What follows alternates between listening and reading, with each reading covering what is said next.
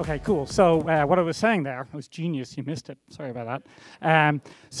What I was saying was that actually I do live in South Africa, but I'm actually Irish, so it's going to be very confusing if you're trying to figure out my accent. And one of the nice things about being Irish when you go abroad is that actually, you know, they have a fairly convivial reputation, and when people meet me, they expect me to be kind of a nice guy by default, which is nice, you know. It's only afterwards that I get a chance to muck that up, you know. So if I was German, for example, you might expect me to be smart.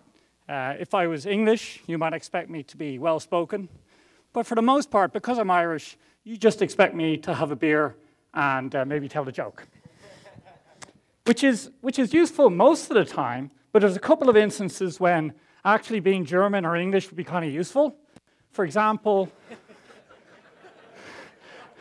when you're stood on a stage in front of a crowd of 200 of your sort of peers and heroes.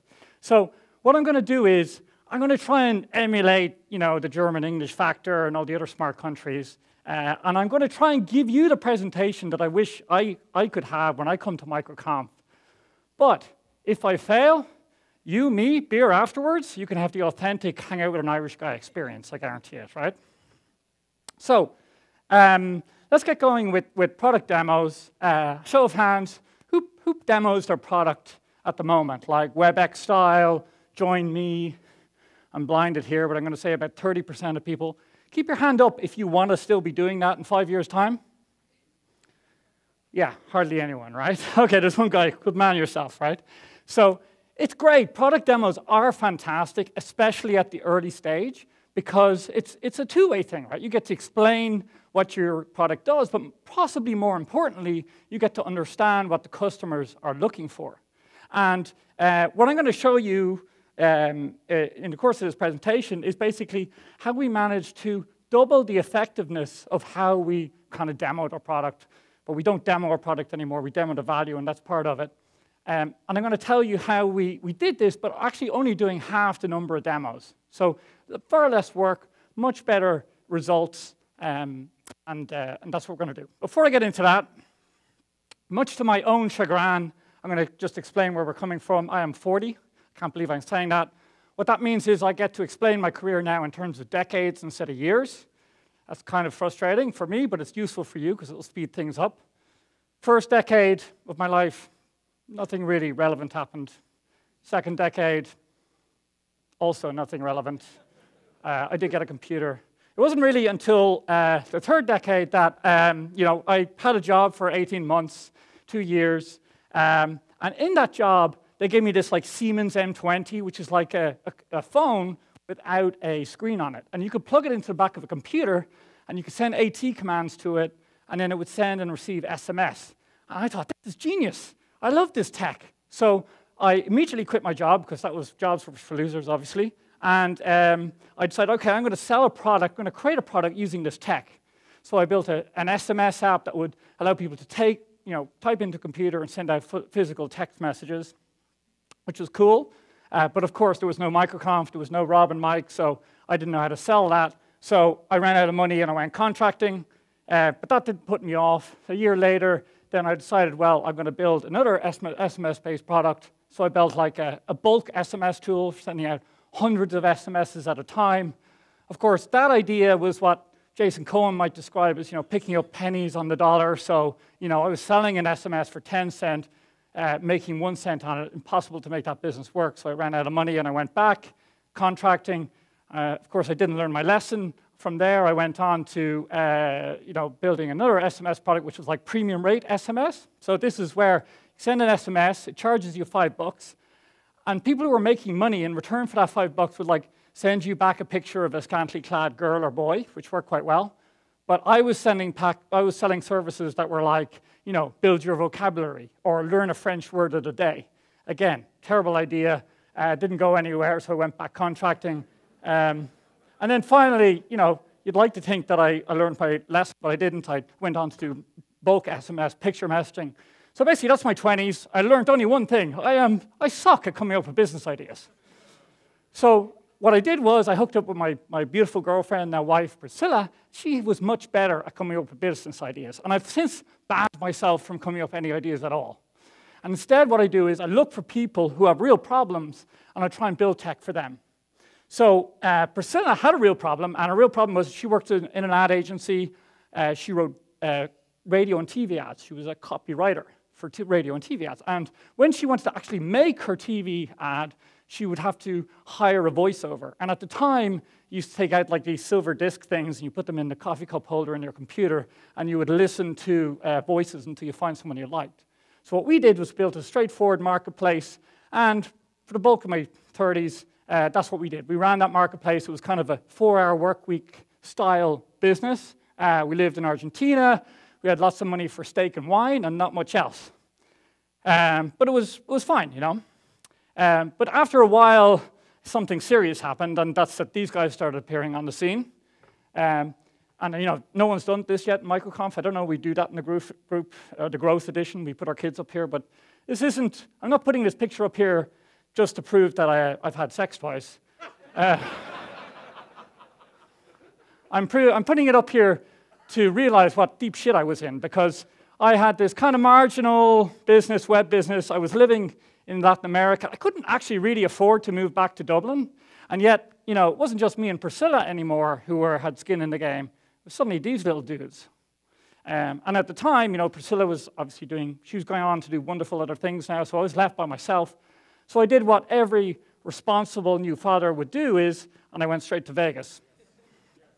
In fact, I went to MicroConf, the legendary MicroConf 2013, where this gentleman gave the epic, you know, how to build your bootstrapped cash machine talk, which is, I'm not going to give a poor proximity of what this talk was, but I'm sure you've all seen it. My big takeaway from this was really, he gave me all of the financial sort of framework for building a SaaS business that I had missed in my previous businesses. You know, so he tells you what your price points should be, what you should pay per click, how much you can pay to acquire a customer, how you handle pricing, all this sort of stuff.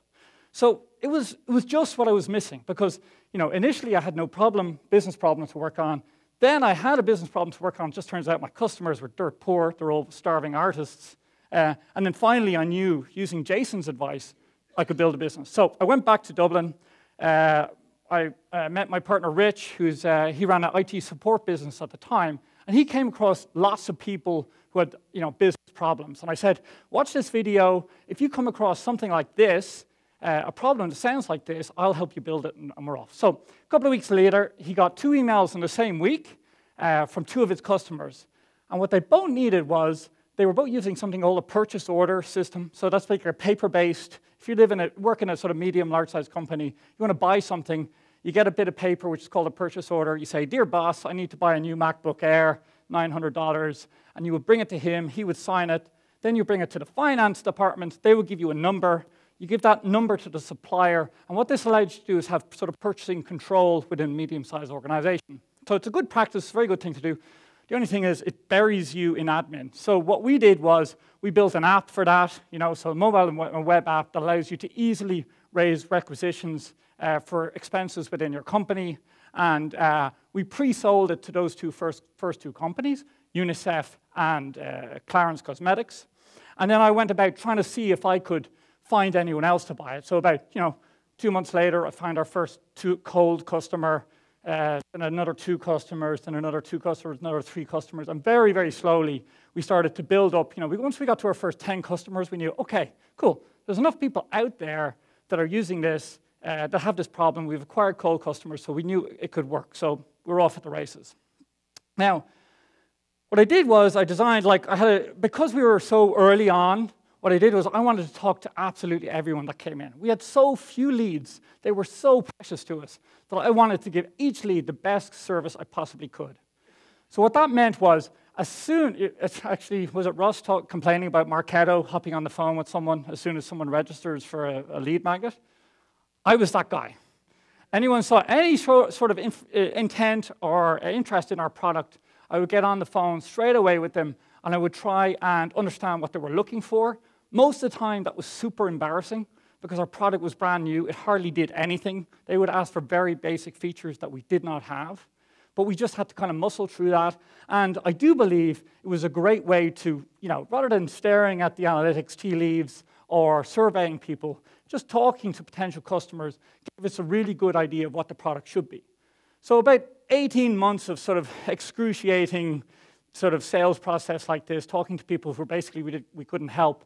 We slowly developed the product in the right way, and by the end of that, we had a repeatable sale that basically didn't need us to write code every time we added a customer.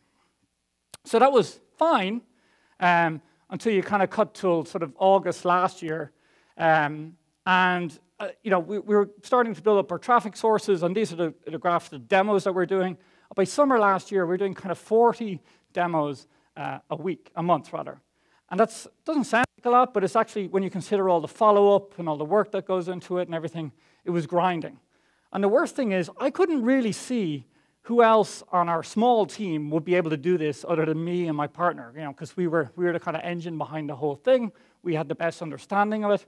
And it really looked like that we kind of built a set of shackles for ourselves, and we were going to be shackled to basically doing demos to people for the rest of our career. So what I did was, I went to MicroConf in Barcelona, and when I was there, Steli FD got up on stage and he said something pretty interesting.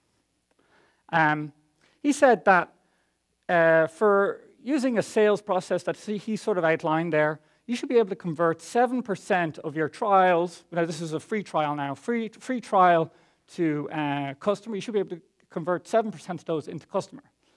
At the time, we were only at 3%. We were only half that. And that was including doing these phone calls, trying to get on the phone, trying to wrangle people into doing a demo. And I couldn't. And once I saw that number, I realized, this is a big opportunity for us. Because, like all you guys, I'm sure I see my business as a big funnel, and I look at the different parts of the funnel, and I think, well, where's the biggest opportunity for us to dramatically improve what we're doing? And this is a 2x improvement. So if what he's saying was correct, of course. So I said, OK, this is the one number that matters for us now, and we're going to see if we can apply Steli's formula to achieve that 7% instead of the 3%. So you'll notice under there, the great thing about this is what he did was he kind of exploded out that part of the funnel, and he said, James, you're dead right. You should be ringing everyone that comes into your app within 5 minutes of them signing up. You should only expect to actually contact 1 in 3 of them, 30%. And then he said you should only actually bother to demo half of those, 50% of those. And this qualification step is something I never considered before. I was running around like a madman trying to talk to anyone who was half interested in buying our product. And then finally he said, if you do this properly, 50% of those people will actually end up buying, which sounded pretty good to me, obviously doubled the performance we had. The only trick is we didn't know if we could implement it, would it really work for us? So what we did was I combined this with a Mixergy talk that I'd seen years ago, this Australian guy called Rolf Maher, and he has this idea of a sales factory. And the basic idea of a sales factory is that you split all your sales work into 2 separate parts. There's sales administration, so that's anything like reaching out to customers, qualifying them, taking their credit card details, following up with them, all the kind of sort of time-consuming stuff. And then there's the actual value demonstration. So that's at the sort of tip of the needle, if you like, the point where you need someone to sit down and actually demo the value that your product can deliver for them. And it sounds very attractive because as me and my partner Rich were doing all the demos, it meant that all I would have to do is just sit down, put on my headset, and talk to someone, and they would buy or not, and I wouldn't even have to worry about the follow-up and so on. So we combined Steli's advice and this strategy, and we split our sales process out into 3 distinct roles done by different people. So we had what we call our first responders, or people who qualify leads as they come in. So there's the guys who are watching the Slack channel, waiting for a sign-up to come in. They're the guys who are calling them, and then crucially, they're qualifying them. And what they do is they hand over to someone who's going to demonstrate the value of the product. And at the early stage, that was me. And then finally, after that, you hand over to someone who's going to do the sales administration of getting the billing sorted out and figuring out all the onboarding and so on. So using this technique, in the first month, we immediately started doing half the demos we were before, which was good, but there were a couple of gotchas. So What I'm going to try and do is I'm going to talk about each of these roles, and I'm going to talk about some of the specific wording that we used, that we found to be successful for us, so that hopefully you get an idea of how you may be able to use it for, for yourselves.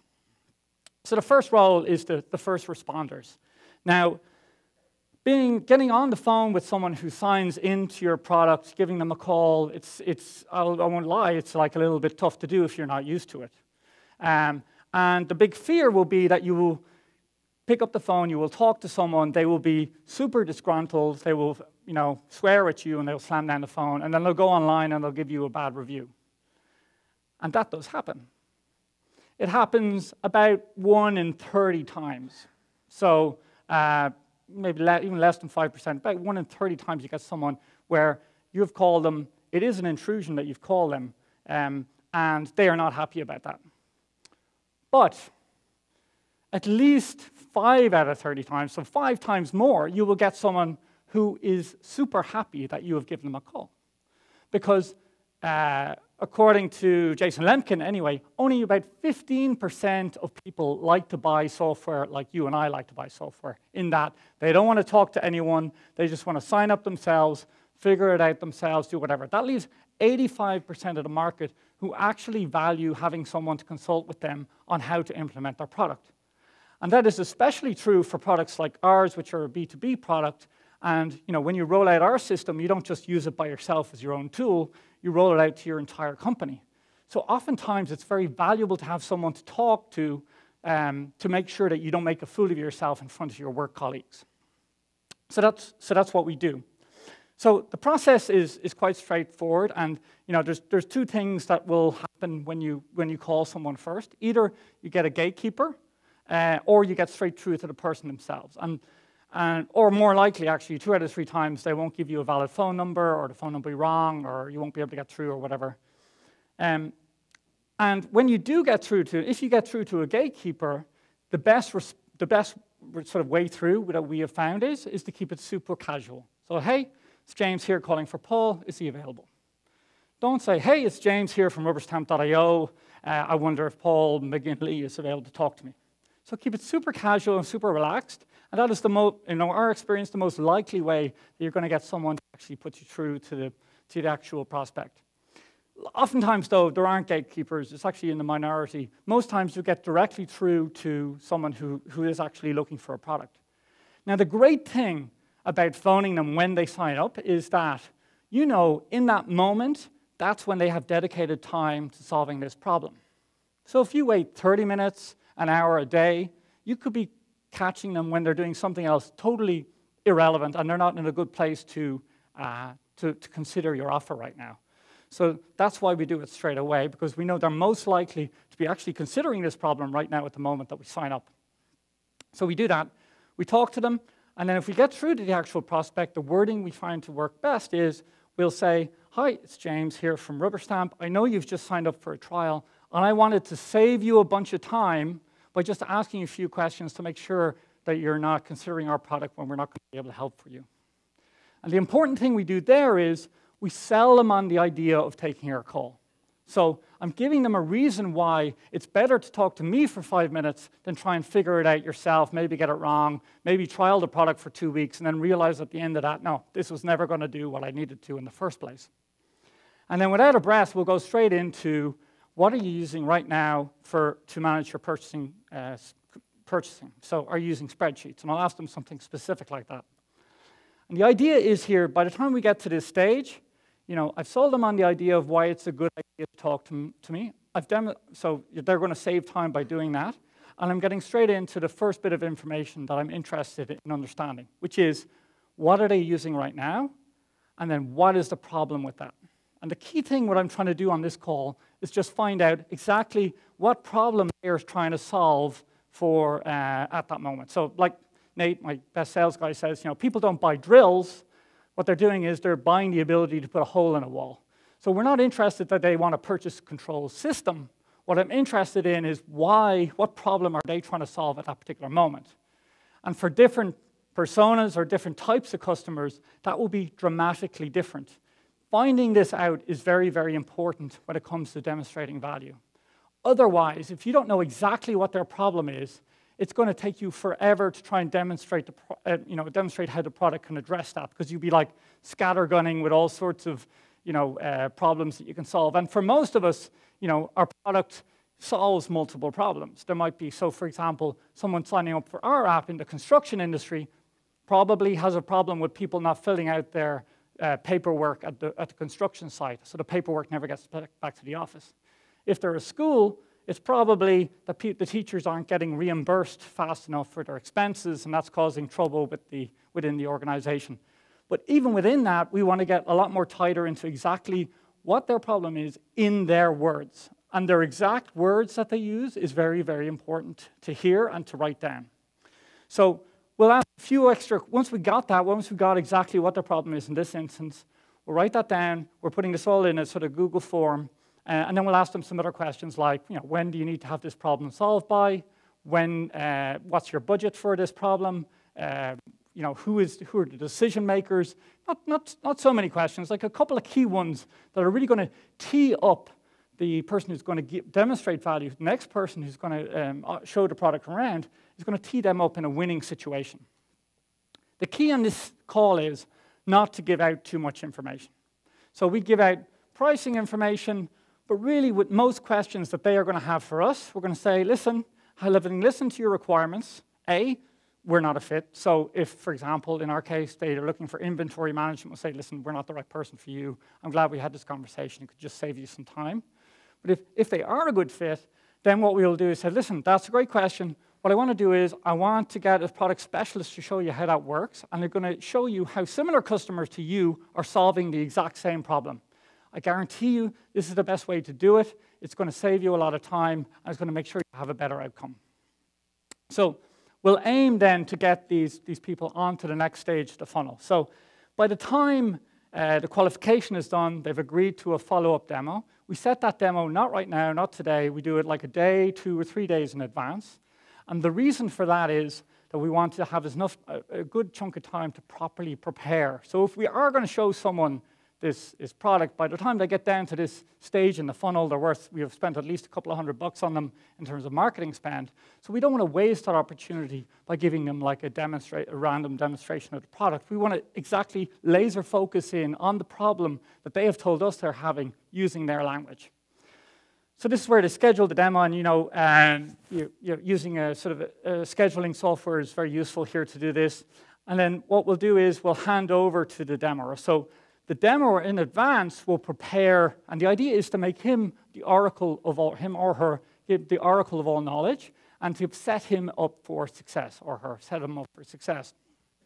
And the key to doing that is to make sure that he has a checklist of stuff he's going to prepare for properly. So we use Process Street, and we have like about a 20-point checklist for each demo goes through, and they're kind of stuff that are basic, but that can really catch you out if you're going to show your product around. So it can be, things like the day before, confirming the time you're going to call them, the phone number you're going to call them on, the link they need to click on to see the screen sharing software. Closer into the time or about an hour or two before the demo, we want to check them out at LinkedIn. We want to have a look at their website. We want to figure out who their CEO is or who's ever going to be signing off on products. We want to put all those names into our software. So by the time they see our software, they're going to actually recognize names that are in their organization already. And in addition to that, what we'll do is we'll take similar customers and we'll sort of apply some of the same typical purchases that they use for the similar customer into their account as well. So it's for construction, they're probably buying bags of cement and pipes and nails and stuff like that. And if it's like for schools, it might be school trips or it could be science equipment and so on.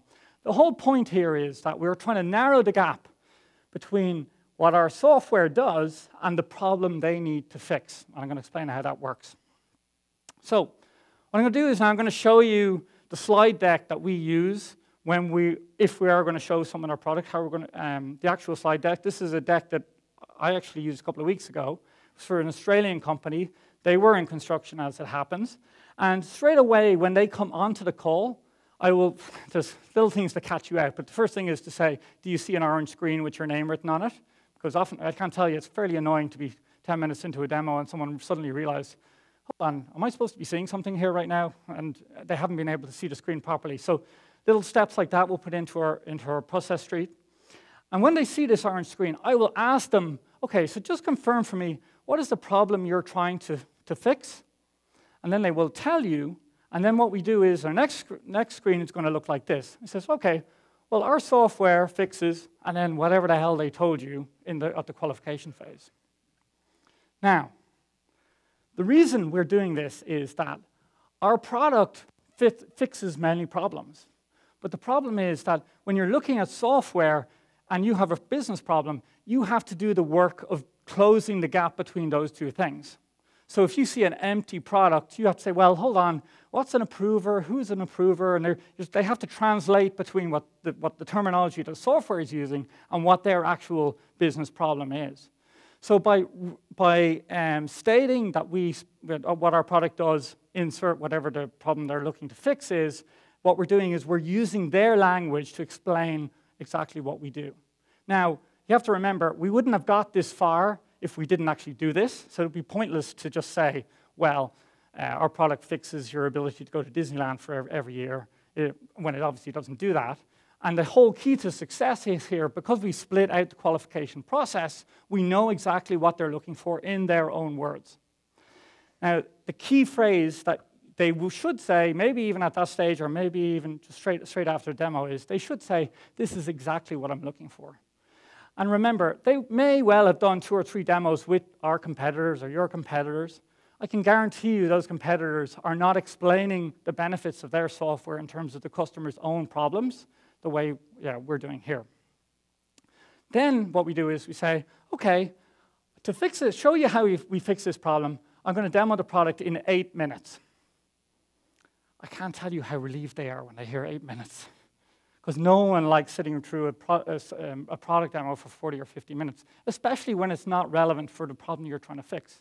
And by laser targeting in exactly on what they're looking for, it enables you to actually do that. So I don't have to show them about the reporting, and I don't have to show them about the email transaction we have confirmation or the file upload if they're not interested in that. I just have to show them exactly how our product fixed their problem. Now, what I will say is that I'll say, okay, the reason I can show you this in 8 minutes is that we have a bunch of other features, and I'm not going to show you those because that's just wasting your time. But if you're curious afterwards, just ask me and I can go in and I can show you any of the other features that we have. So at this point then, we'll go in, I'll give them an 8-minute demo, basically addressing the problem that they specifically had told me that they had. So let's say, for example, they can't get their reimbursements done on time. And then we'll come out of that demo, and at that stage, they should say, this is exactly what I'm looking for. You ask them, is anything missing? They'll probably say no, and in which case, I prefer to just shut the fuck up and say nothing.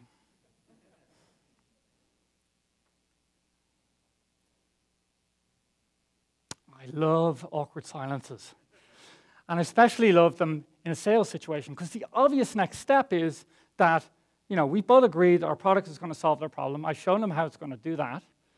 And then the obvious next step for them is say, okay, well, what do we do next? If they say that, then you go, okay, well, the next step is we're going to get you set up. I can take a credit card detail and so on. Oftentimes, they won't say that, of course, because they're savvy buyers. They often have some objections. So what I like to do to handle objections is I'll have testimonials brought up from customers in their segment with addresses exactly their segment. So you can see I have a couple of them here. They might say, the objection might be, well, it's going to take me too much time to implement. I'll have 4 quotes saying, here, no, actually, this is actually going to save you a bunch of time. They might be saying, well, does this really work? Is it going to save us money? Here's some quotes for that. Now, I won't go through each of the quotes. What I will do is I'll have a slide for each common objection, and I'll bring that up, and I'll use that as a way of giving them confidence that whatever they're worried about is not going to happen. And then what I like to do is I like to put in like an industry-specific slide with people from their industry who have addressed the same problem. So then we go on to the next steps, and then oftentimes it's the best opportunity you have to close them on that call. But oftentimes they won't go for that. They'll say, in a large organization, I need to speak to my boss, I need to go to committee, I need to talk to my girlfriend, whatever. And in which case, we switch over into to follow-up mode. So the follow-up is key, you know. You may have seen this floating around your Facebook at some stage, which is like, you know, 80% of sales happen between the 6th and 12th contact, well, long after all your competitors have given up. Sadly, it's total bullshit. It's not, someone totally made all these stats up. But our good friend Stelly, he's tell us that, yeah, sales are really made on the follow-up, not the show-up. So, and the key thing that, you know, Stelly's so brilliant. See, key thing he says is that long after your competitors have given up, you're still there, because they wouldn't, no one searches for a purchase order system for fun, let me tell you that. So they wouldn't have done it unless they had a problem to be solved. And because we've agreed now that, you know, it's a good fit here, then we just need to follow up until it's the right time. And the great thing about handing over to someone else for that is that's the only thing they have to worry about. Okay. Now, to support people who are doing the follow-up, what I'll do is I will give them some assets so they're just not annoying people. So, for example, we'll use something like BidSketch to create a quote for those people. We'll give that to the person who's doing the follow-up so he can say, listen, I have a quote for you here. So when they get in touch, it's adding value. I'll give them a recording of the web session that we did or the Join Me session we did. We can send that later on. We're trying to give them a few assets to make the follow-up less annoying, but also let them know that, yeah, we're here and ready to handle your sale when you want to give it to us. Now, that's the basic technique, but there's a couple of things we got wrong when we implemented this. First thing is, what's very important is, the disadvantage for this strategy is that you build up rapport with the first person, then you lose all that rapport when you go on to the second person. You build up rapport there, and so on. So you have 3 opportunities for losing rapport with the prospect you've been talking about. The best way to avoid this, or the best way to ameliorate this, is to foreshadowing. So at each step of the process, the person who's doing the qualification is going to tell them exactly what's going to happen in the next step. So when they're scheduling their call, they're going to say, listen, James is going to be the guy who's calling you. He's going to call you. He's going to confirm by email 15 minutes in advance. He's going to prepare a demo just for you. And when I show up and do that, it builds a lot of confidence in the prospect that, hey, they said they were going to call on time. They said they were going to prepare a demo for me. They did all that. Ergo, if they tell me our software can help with our problem, maybe it can also. So foreshadowing at every step is very important. So the customers are aware that they are what the next step in the process is going to be and what they're expected to do when you get to the end of that process. So, one of my favorite quotes, I Googled it, so it must be true. It's Mark Twain says that, you know, comparison is the death of joy, or comparison is the death of happiness, except if you're building a sales factory for a SaaS business. In which case, comparison is fucking awesome. Because what you can do is, now that you break apart the sales process into 3 different steps, you can then have 2 or 3 people at in each role, and they can coach one another on how best to achieve their objective before they hand on. So, for example, the qualification people can try different ways of introducing themselves. You can clearly see who's better at setting appointments and who's not. And because it's a very tightly defined, tight job specification, you can improve that role a lot more. Especially so when it comes to demonstrating the product itself. We had one guy who was literally 3 times better at demoing the product than someone else. So it was an immediate 3x on our sales process just by swapping him out and moving the other guy somewhere else. And you can't do that if you just have one super sales guy. If you have one Superman who can, you know, be responsive, follow up, get in touch, demo the value, build rapport with the customer. First of all, those guys are freaking expensive. And second of all, you have no real control out of how, you know, it's much harder to coach them to success. So is this for you? Well, I think, you know, it's worked well for B2B, especially where you roll out a product within a company, and there is going to be a slightly longer sales cycle. Our sales cycle is about 6 weeks. I think if you have a conversion rate that you think can be higher, ours was 3%. You know, Stelly said we could get to 7%, and we managed that after 3 months. I think it's a good candidate for you then. And another reason is if you're experiencing, let's say, you know, if you know your organic sales churn faster than your sales who actually people who actually talk to you, which is similar for our circumstance, it makes sense to try and get in touch with people and give them a higher touch sale. especially considering that for us, certainly, people who do a demo tend to be higher value customers, and they tend to, they tend to worth more to us in the long run. If you're going to do this with a traditional sales commission model, it's actually quite hard at my type of business. Our average customers were like $180 a month, what I've done here is done a chart down the right-hand side is MRR, along the top is the number of qualified leads you can generate. And in order to be able to hire a traditional salesperson to do this for you, you're going to need to be getting at least 40 leads a month at about an average MRR of $1,000 a month. So it can be done, and lots of you guys will fit into that category. We don't. And that's why we split out the sales process, because the people who do individual steps are great guys, but they come at a lower price point than a super sales guy. And it means that we can afford to offer the same sort of high-touch sales experience at a much lower cost. So for example, the people who are doing the sales administration, it depends, it varies. Like we work in South Africa, so we have a 24-hour sales operation there, and it costs us less than $2,000 a month to man. So it's something you can maybe outsource, maybe you do in your local market. Point is, if $2,000 a month is more than is what you add each month, if you add at least that every month in MRR each month, it might be worth doing this. So that, my friends, is how you can stop giving product demos and start solving problems in your own customer boards instead. Thanks, James.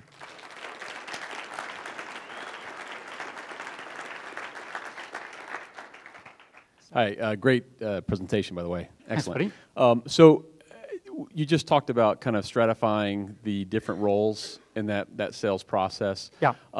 One of the things that I know we've kind of struggled with, we're right where I'm the guy demoing almost every demo. So yeah. it's I get it, and we're up at that 30 to 40 amount. So we're there, right? We're redlining. Yeah. But being able to find talent that is, again, as you said, it was cost effective in your model, but customer facing. I mean, what is your qualifying procedure for that talent, and where are you finding them? Is it in sure. country? Is it in some? So for first responders, yeah. Well, so we're offices in South Africa, so we do it there. But I find it very easy to find people who can pick up a phone, dial it, and fill out a Google form. And in fact, I have awesome people who are doing this. Probably way better than I would be. So that's the first responder side. And the sort of sales administration, you can do that relatively inexpensively. You could outsource it if you wanted, or you could do it in your local market, depending on your price point. Where it comes to actually demonstrating the value, so what you're doing right now, the fact that you systemize it a lot more and there's a lot less to do, it's much easier to fill that role.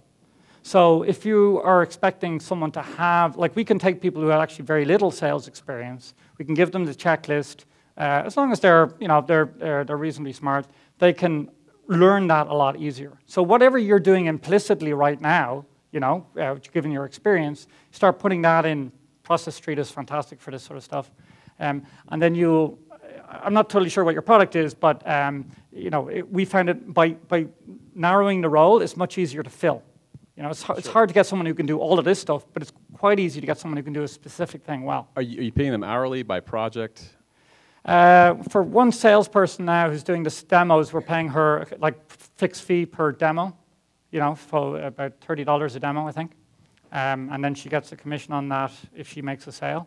So we don't do it full time. But you don't need to go the commission route because that really eats into your margin. So it might make sense, depending on the volume of demos, just to hire someone full time to do it. Commissions are really a double-edged sword. Eats into your margin. So there's no reason to do it if you follow this model, because it's really tab A into slot B. It's much more straightforward than the mythical awesome salesperson. All right, we have time for one more before a break.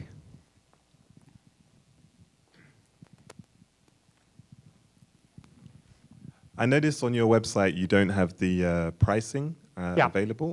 What's the strategy behind that? So it's an A/B test. We put up the pricing, fewer people signed up. And that's why we don't do it. I can't remember the exact test, but it won convincingly. It's one of these things, like it's always a little bit, what we think about it is you need to have the ball. You need to have something that the customers want in order to progress the sale further. Pricing is an obvious one. And if they don't find the pricing on the pricing site, they're obviously more likely to try and dig into the product. Our product's pricing is actually on the inside. But to answer your question, it's a straight-up A/B test. Got us more trials, so we don't do the pricing publicly anymore. Thank you very much, James. All right, thanks, guys.